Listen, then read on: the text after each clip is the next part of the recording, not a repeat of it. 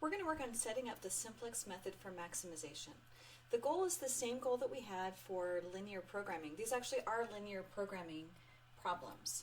So the goal is to find the values of the variables. So find the values that we're going to work on maximization that maximize the objective function.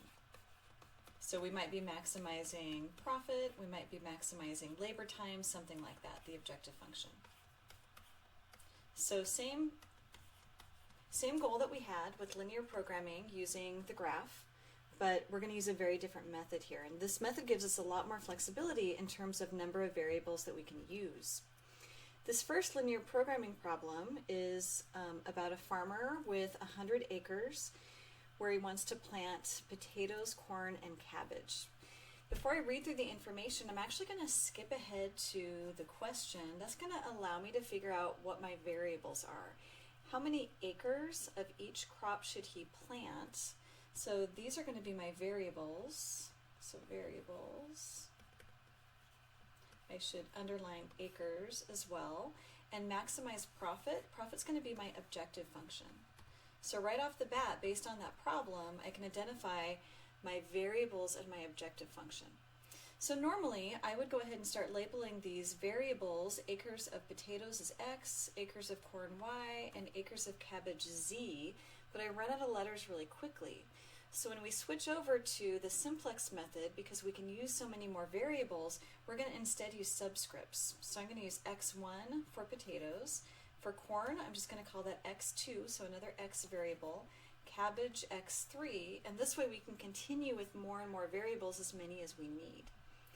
Let's go ahead and work through the constraints. So a farmer has a maximum of 100 acres. It's going to cost, let's back up. 100 acres on which he wishes to plant potatoes, corn, and cabbage. So this is going to be our acres. That's our variable. So I've got X1 acres of potato, X2 of corn, X3 of cabbage for a maximum of 100. He could plant less than that, or he could plant equal to 100 acres, but 100 is the max. Okay, so now for our next bullet point. It costs him, so I'm here, costs him $400 to produce an acre of potatoes, $160 per acre of corn, and $280 per acre of cabbage. So we can go ahead and label this next row cost. And then I can go ahead and start labeling these. $400 times each acre of potatoes, 160 times X2, 280 times X3. He has a maximum of $20,000 to spend. So these go together. So I've got $20,000 as a maximum. So he can spend less than that, or he can spend equal to that. Finally, we've got the profit information. Remember, this is our objective function. So this is going to be in equals. He's going to make a profit, so row number 3, of $120 per or times each acre. So 120 X1 of potatoes, 40 times X2, 60 per acres of cabbage, so 60 times X3. And this is going to equal my profit. Since this is my objective function, we're going to let that be letter Z. So part A is to state the constraints as inequalities and the objective function. So my constraints are the first two. I'm just going to go ahead and pull them out of my table, and that's going to give me X1 plus X2 plus X3 less than or equal to 100. And then for the costs, 400 X1 plus 160 X2 plus 280 X3 is less than or equal to 20,000. And then my profit function is my objective function. So the objective, I'm just going to write OBJ. So 120 X1 plus 40 X2 plus 60 X3 is equal to Z. What we're going to do with the simplex method is to put this into a matrix. Matrices are so nice to work with, and they can grow for as many variables and as many constraints as you have. So what we need to do to put it into a matrix is to create equations instead. And we're going to go ahead and use slack variables to pick up the difference. Let me grab a different color pen here. I have one slack variable for each of my constraints. So for constraint number 1, I know that this is going to be less than or equal to 100. So if I don't use up all 100 acres on potatoes, corn, and cabbage, I would have an additional variable in here, and we can call that S1 for equation 1 that would pick up the slack. So if I change constraint number 1 into an equation, x1, so acres of potatoes, x2, acres of corn, and then acres of cabbage, and then whatever acres get unused would be S1. Now I can say that that will always equal 100. S1 could be 0 if we used all 100 acres on our three different crops. But S1 could also be whatever was unused, or maybe something else was planted there. We've got a second constraint, and that's for our costs. And I'm going to add another slack variable here to take up whatever the slack it is between my costs and the actual amount I've got to spend, that $20,000. So for equation number 2, I go ahead and just rewrite what I had. 400 x1, that's the cost for potatoes. 160 x2, 280 x3. And we might not spend all of our money. So I'm going to go ahead and say plus S2. That's going to be whatever money is unspent, and that's going to get me up to $20,000. Now I want to create the Simplex Tableau. This is a matrix. My matrix has, let's go ahead and list our variables out. I've got x1, x2, x3. We've got those slack variables s1, s2. The other variable that we have is z. And like our augmented matrices, I want to put the constants on the other side. So the only one I've got to rewrite is my objective function, and I haven't yet rewritten that one. So let's go ahead and rewrite my objective function so that it has all of my variables on one side and then a constant number on the other side. When you're setting up the Simplex Tableau, you want to leave z as positive. So I'm going to rewrite that objective function as z minus 120 x1 minus 40 x2 minus 60 x3 equals 0. So I've got all of my variable terms together on one side and the constant on the other side. I'm going to go ahead and put my Tableau together. I'm going to run out of room here, so I'm going to actually write it down below. So I'm going to write this one down below.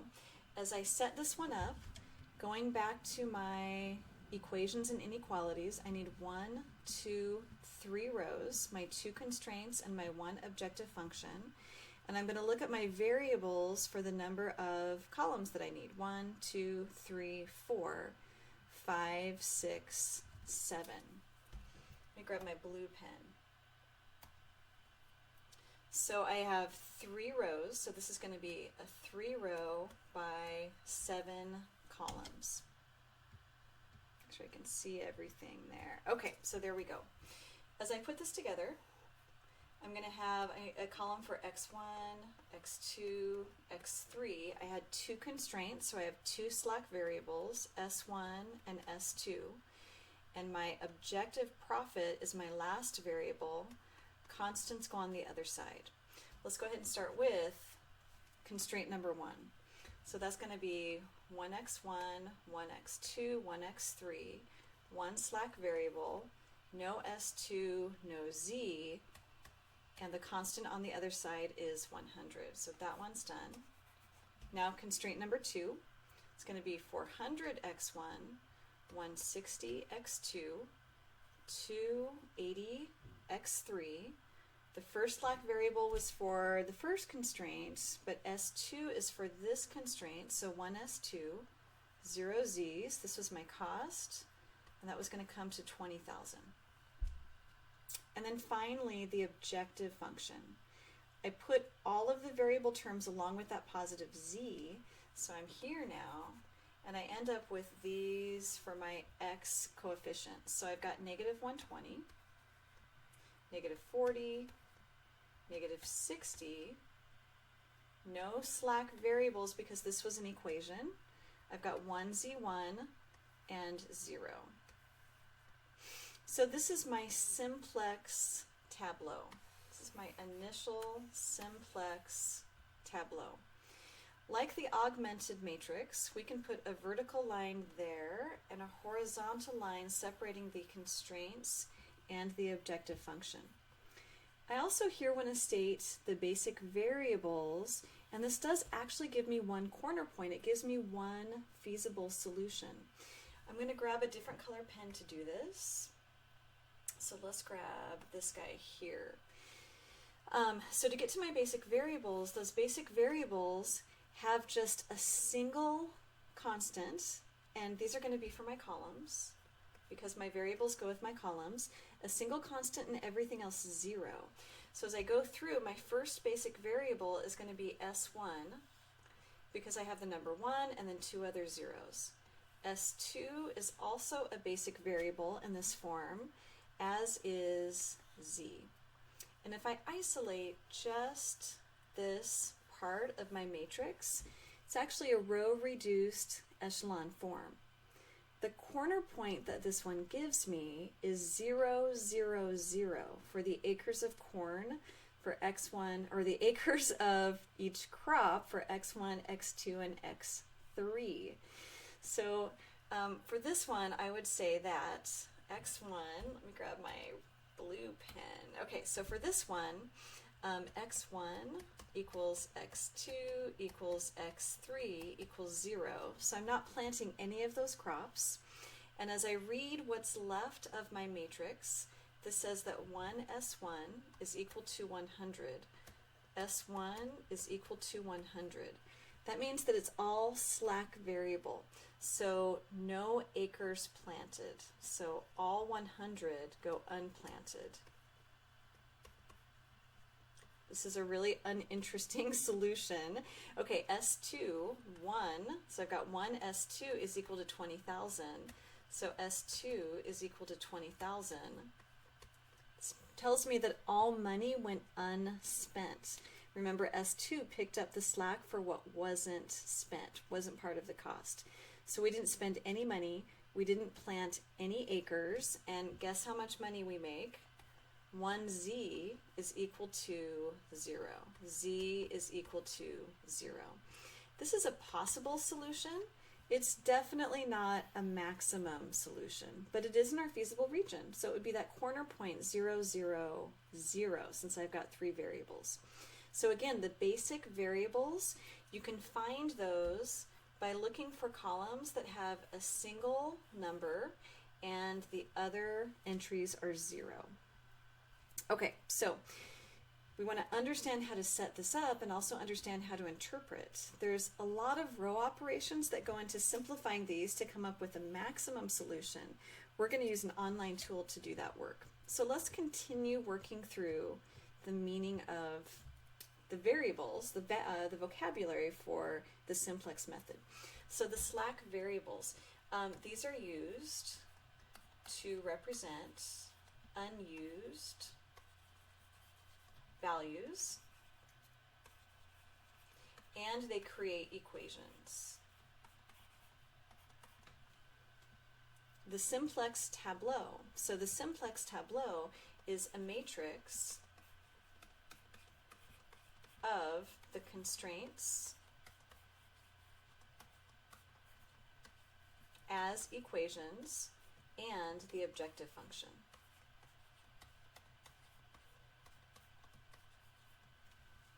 Indicators and goal. So we haven't talked about the indicators yet.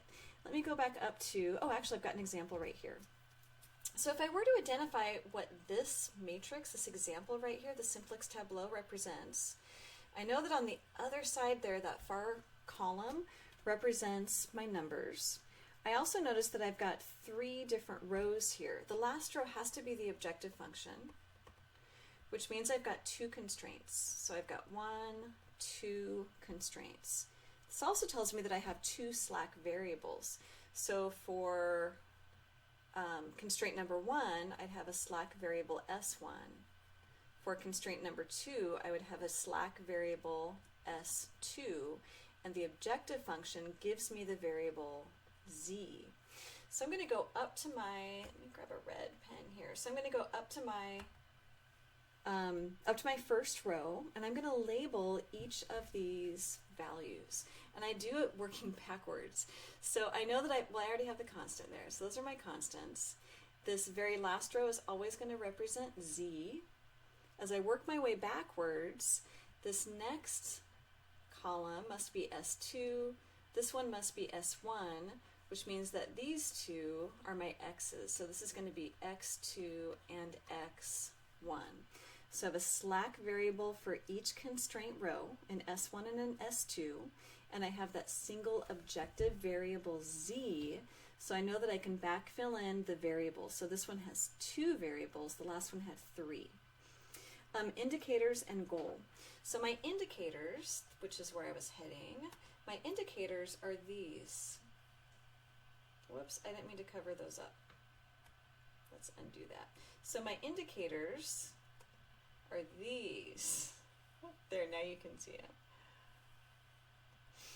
We can find feasible solutions. What we want, though, is the maximum solution. And we're going to find the maximum solution when we have positive values for our indicators. So we want the indicators to be either 0 or positive. So my goal is to get indicators that are either 0 or positive. My basic variables come from columns with one number and the rest zeros.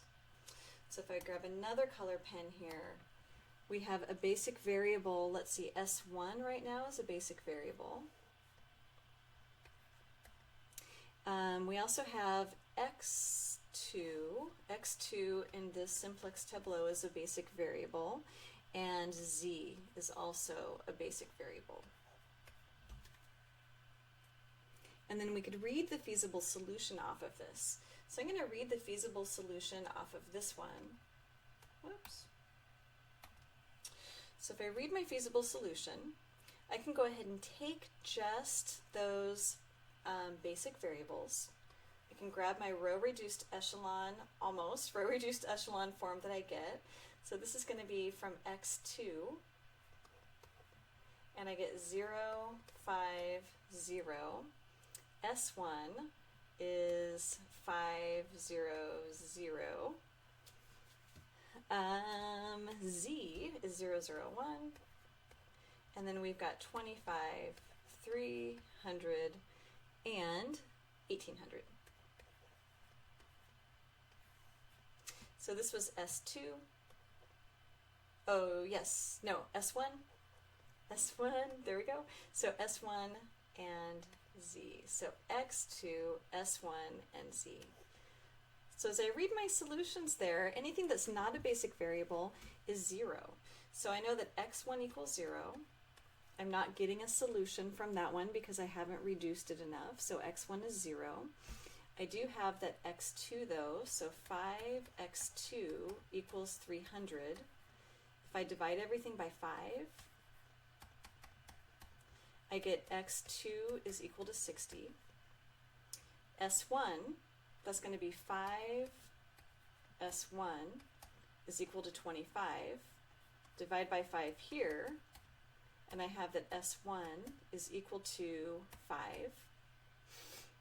And then finally, I have that Z, 1Z, is equal to 1800. We don't have a context here, but it tells me if I let X2 be 60, X1 is 0, so we're using up all of the slack for that one. S1 is 5. We have a possible maximum profit, whatever it might be, of $1,800.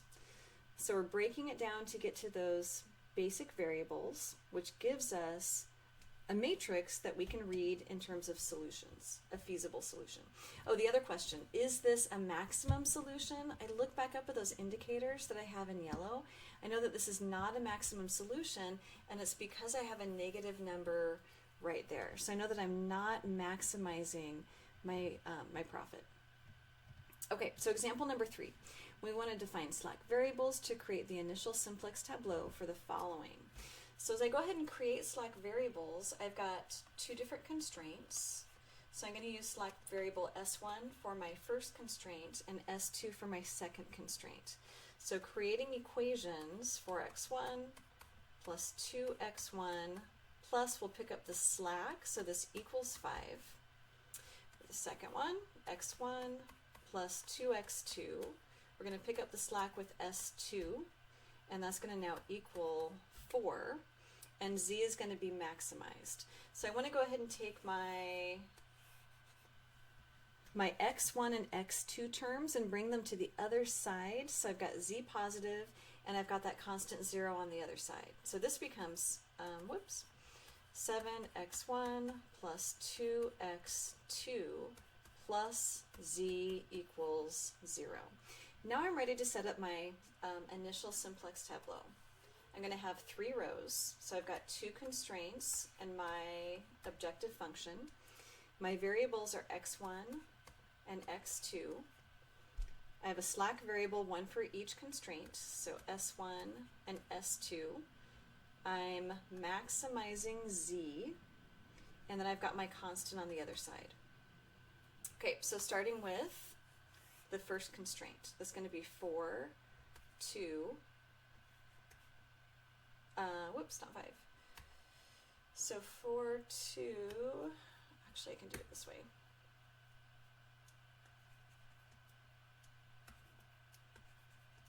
Okay, so 4, 2, that's a 1. My 5s look like S's, so that's a 1. No S2, no Z, that's the 5. Okay, and then row number 2. I've got 1, 2, no S1, 1 S2, no Z, and this is equal to 4. So I've got both of my constraints. And now for my objective function. And I wrote these as positives, didn't I? When I brought them over, they should have become negatives. Negative. Okay, so I've got -7, -2, 0, 0, 1, and then 0. You don't need to draw those lines, but it's nice to see that those are there. Okay, so in number 4, I want to identify the basic variables for each and state a possible solution. The very first thing I want to do is to identify what variables I have. So I know I've got 2 rows that are constraints, and then 1 row is my objective function. So that means I know I'm going to have a z, an S1, and an S2. That far column always represents my numbers. I work backwards. So z is the next column back, S2, S1, and that means I've got 3 variables for this one. So I have an x3, an x1, and an x2, and an x1. Let's do the same for the other. So in the other one, very similar. I've got 2 constraint equations and an objective. That means that I'm going to be listing out a z, an S1, and an S2. Constant is on the far column. We'll do our z, S2, S1. This one also has 3 variables, so x1, x2, and x3. Next, we want to state a possible solution. I'm going to grab my pink pen. So to get a possible solution, I need those basic variables. So in the first simplex matrix, I have x2 as a basic variable. Then I also have s2 and z as basic variables. That's going to give me the matrix 0, 2, 17. Oh, let's see, I missed one. 0, 2, and I have enough room there. 0, 17. This is x2, s2, and z. Okay, so 0, 2, 17, 5, 0, 0, 5, 0, 0, and then 0, 0, 3. 0, 0, 3. 90 on the other side there, 45 on the other side there. So as soon as I drop out the other variables, I know that those are equal to 0. So for this first one, I know that x1 equals x3 equals s1 equals 0. Now I can go ahead and find the others. So I've got 2s2 is equal to 17. So s2 is 17 divided by 2. You could say 8.5. x2, so 5x2 is equal to 45, so x2 is equal to 9. And then finally z, 3z is equal to 90, so z is equal to 30. So with these values, x1, x3, and s1 all equal to 0. s2 is 17 halves, x2 is 9. We have a possible solution of 30. The question is this our maximum solution? I look at those indicators and I notice that I've got a -2. So this one I know is not a maximum, but it is a possible solution. It's in my feasible region. Okay, so now for the next one. I'm also not going to find a maximum solution. I will find a feasible one, but not a maximum one. And I can tell right off the bat because I've got a negative indicator there. So we want our basic variables. This time x1, I've got a 1 and 2 zeros. x3 is also a basic variable.